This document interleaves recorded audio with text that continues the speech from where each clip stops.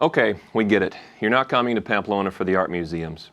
You're coming to see one of the most unique spectacles on earth, the running of the bulls.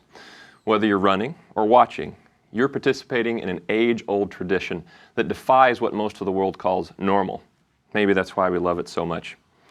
Here's how to have a fun and relatively safe stay. First of all, be sure you line up before the police line that magically appears on Mercadera Street around 7:30. Otherwise, you'll be herded down Estafeta and put out to pasture. You don't need tickets to run with the bulls. You just show up, preferably sober. If you happen to be at the back of the line, don't resist, or you're likely to take home a black and blue souvenir, kind of like this guy who kept trying to appeal his ejection from the bull run route. His appeal was denied several times. Once they clear the streets of people, it's time to clean up the remnants of last night's revelry. They go over the route with a fine-tooth comb to ensure that it's safe for man and beast. The crowds jostle and fight for a view from the barricades, but really usually end up staring at someone's backside, or worse, getting pickpocketed, or fighting with a drunk who can't find his way home. The lucky ones settle into their perch on the balconies. They're balconies reserved for people who know people, family, friends, or if you work with us, you. Others end up on the upper decks and rooftops and any other spot they can find around town. Finally, the mayor walks the route to greet the onlookers who've gathered for this spectacle. Next, the runners are released to spread out along the course and ease the congestion. Some runners take the opportunity to sprint all the way to the Plaza de Toros, well before there's any risk of the bulls appearing. They're greeted by the jeering whistles of the locals, who see this as about as dangerous as running across the park on a sunny day. You also see a few people who immediately regret their decision to run with the bulls and look for any means of escape. You can just feel it when the bulls are about to arrive. A hush comes over the crowd, the runners, and their focus intensifies. All you can hear are the occasional whimpers of runners who've gone down behind you and the thundering hooves of the bulls as they approach. Everyone's speed picks up, and suddenly, the bulls are upon you. They slam into the outside wall at Dead Man's Corner, where the route turns from Mercadera Street onto Estafeta Street. Soon after, the gate is closed to prevent overcrowding on the long stretch up to the Plaza de Toros. It also helps ensure that the bulls don't turn back for a second chance at the runners they've already passed. We suggest you keep track of which bulls have passed you, so you know whether or not to expect more. There are 6 fighting bulls, which are usually black, and 6 steer who actually run the route every day and help keep the herd together. The steer are generally not dangerous unless they get tripped up.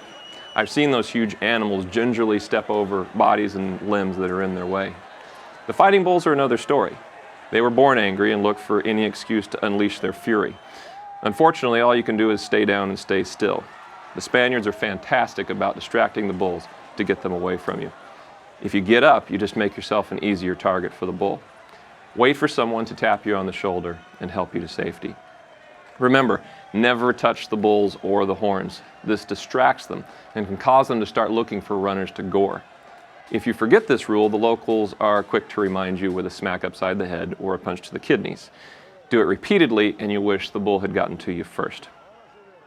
If you're watching all this from a balcony, all you really have to worry about is enjoying it. We suggest you book your balconies early to have the best selection. When buying, remember that in Spain they count the ground floor as 0, then count up from there. So the first floor is actually just above street level. Some people like to be as low as possible so they can smell the action. Others, they like to get more of a bird's eye view. It really comes down to personal preference. The most important thing is securing your balcony spot early and working with a reputable vendor. Be sure you have a phone number to call if something happens and an address of where you're going. Ask if an English speaker will meet you on the street and walk you up to your balcony. You spent a lot of money to get to Pamplona, and you don't want to miss the most important part. If you're running, we suggest you're strategic about what days you choose to run. Since the bulls run each morning from July 7th through the 14th, you have plenty of opportunities to be choosy. The 7th is always nuts because most people think the bulls only run on the 7th. The 8th is usually crowded too due to spillover from the previous day.